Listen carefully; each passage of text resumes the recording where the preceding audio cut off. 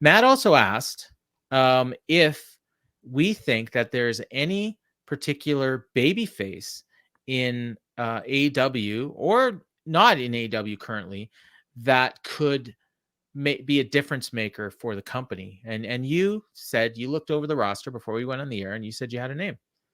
Hobbs. That's a good one. I think Hobbs is a guy. Number one, he has a fantastic backstory. Yeah. And a tragic one, which could get some empathy. If he could pull off some powerful promos, and that's a big if, because we'd have seen it by now. And he's in his 30s right now, so it's one of those things. That's the other thing, yeah, where time's running out a little bit. But the types of guys who will expand this thing will be badasses, big guys, or flamboyant guys right now. Because as much as again, but this is also my biases coming into play here. I don't think a work rate guy is going to move the needle.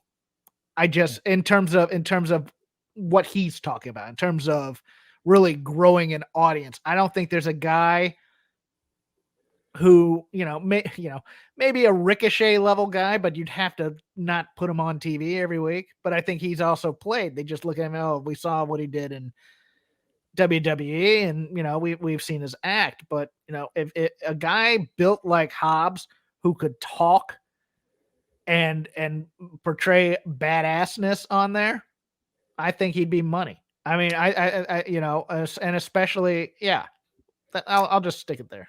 What about Will Ospreay? No. Okay. What about unless Will cut some great promos? What about Nick Wayne? To be determined. I think Nick. I like Nick a lot. Yeah, I've only seen him once. He has a nice style. I think he's a little too. I mean, and of course the Alvarez influences in there. The gymnastics are there, and a gymnastics guy is going to have to be cutting some killer promos because American pro wrestling is different than indies, and American in terms of what gets over on TV and what normals, quote unquote, I say, who have an interest in wrestling would want to watch. And the same with Japanese style. And we're going to drag these AEW fans kicking and screaming into believing that eventually, because we again, are we going to top out at $1.2 million? Are we going to top out at $1.3 million, $1.5 million? What is the ceiling for AEW? For number 2, yeah. I still think Jungle Boy has some potential. I do. I mean, so I would put Jungle Boy and Ricky Starks in the same category in the sense that they have that, but they have the downside is that they're not big enough. Yes. Yeah. And I just think, well, see, Jungle Boy is working more. I mean, it's weird. I have a strike against Ricky Starks, and I can't quite put my finger on it. Ricky Starks goes through the motions for me, and I love his promos. I think his promos are good. They could be great, and once they become great, then I'll be there. I think he needs to drop the Rock Jr.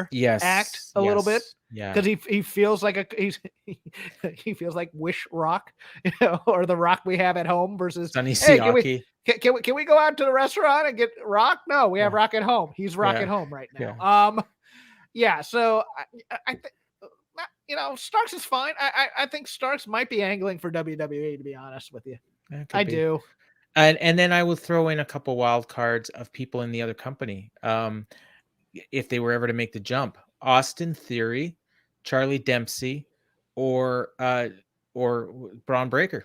Any one of those guys. Braun would be huge, especially if he goes back to being a Steiner. Yeah. And just starts throwing dudes. And Dempsey, guys. I mean, Dempsey's good. Dempsey's got everything. The only thing I'm not 100% positive with him on is the promos, but the very little of promos I've seen, I've been impressed. Yes. I think he's pretty good. Yeah. I think if he fills out a little bit more, then Grayson Waller could be a guy like There's that. There's another one. Yeah. Grayson knows how to talk. And Grayson's athletic. If he can stop doing the crazy stuff and really focus on the fundamentals. Grayson has his next 15 years plotted out for him if he wants to be the next Miz. Yes. And that's not Same a bad with gig. Austin Theory. Austin Theory is in that time too. Yeah. But, and Dominic now is made for life with the last 6 months. Pretty much. All right. So you had a couple extra points that you want to hit on real quick. Battle of the Belts. Yeah, I watched it. That's the only thing I watched. That was Jade Cargill's best match. Absolutely, and that was all because of Willow. Yes, but I don't know how you've already beaten Willow 3 times. It would have been, the story is the third time's the charm for Willow. Now we're going on, I think, time number 4 for her, and it's getting harder each time to go, yeah, she's the one that should. I mean, I kind of, when Dave said she's the one who should be, I go, yeah, welcome to me 6 months ago when Statlander was around. But yeah, Emmy. Well, Sakura's, I mean, we know Nyla's the one to beat her because she's got the belt now. Yeah, possessions 9/10. Yeah. Although Miss JAS, I'm going to beat your ASS. She's referencing Judge Dredd, which it's like that Sylvester Stallone movie. That's some Hawkins arcane reference stuff going. I'm waiting for her to reference Cannonball Run just because she blows away every other women's promo. She's very good. Oh my God. Yeah, we'll get to her. Emmy Sakura is the queen of AEW Dark. She's just so fantastic on that show. And I'll tell you something. I know it's not your cup of tea. I don't know if you watch it, but Serpentico and Brandon Cutler is in my top 5 of match of the year, just for how unrepentantly it is unapologetically stupid, and I love every second of it, Paul. It's like you've got to go back and watch that Brandon Cutler to catch the match. I will. Okay. And in terms of seriousness, because look, here's a plug. If you want to hear me gush about Serpentico and Cutler, listen to Shake Them Ropes this week, because I love me some unrepentant stupidity, and I love really high quality comedy is hard to come by in wrestling. This was some premium, uncut Colombian comedy. Oh my God! In wrestling, I don't even know if I want to see it now. Come on, man. And if I'm Jamie Hayter, I would go to Tony, and I would have gone to Tony this week after watching the 6 woman on Dark, and I would have said, do what you have to, but I want to squash against Brittany Blake on TV 1-on-1 and pay her whatever you need to, and then I'd slip her an extra 100 after the match. Brittany Blake flew for Jamie Hayter on backbreakers and things like that, and made her look like an absolute killer. And part of this art form, and I do consider wrestling an art form like other snobs out there, is to make the other person look good.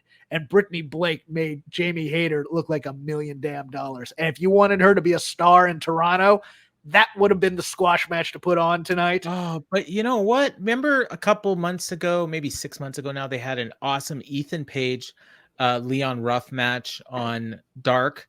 And then they brought it back a couple weeks later onto Dynamite, and it was not good at all. Oh, I didn't want an awesome match. I wanted a murder death. We didn't get that. That's what I'm saying. Like it was just 2 moves and it was done. Yeah. But you knew the story they were going to tell, because Leon Ruff's had wins elsewhere. Nobody knows who Brittany Blake is. True. Follow CZW like obsessively or something. But no, I mean, watching that, I watched Dark Elevation, I think it was, and a little bit of Dark, and she just, I mean, watching Jamie Hayter look like Vader killing this poor girl, I'm like, that's how you get her over. That is it right there. And I think look, the crowd is there, and they blew another babyface turn tonight, so she might be the one to actually stick the first time you actually turn her, although they already teased that, and now they haven't. But that would have been my plan to do that. It's like, just watch that 6-woman match and watch what Brittany Blake does for Jamie Hayter. And Jamie Hayter would have been a rock star tonight if they had just put that match on, in my opinion. Yeah. But I think they got this formula now where they're putting multiple women in the same match, and they think it's working, and they're getting over. So, tonight's match was perfectly fine. I mean, this show tonight was a good show.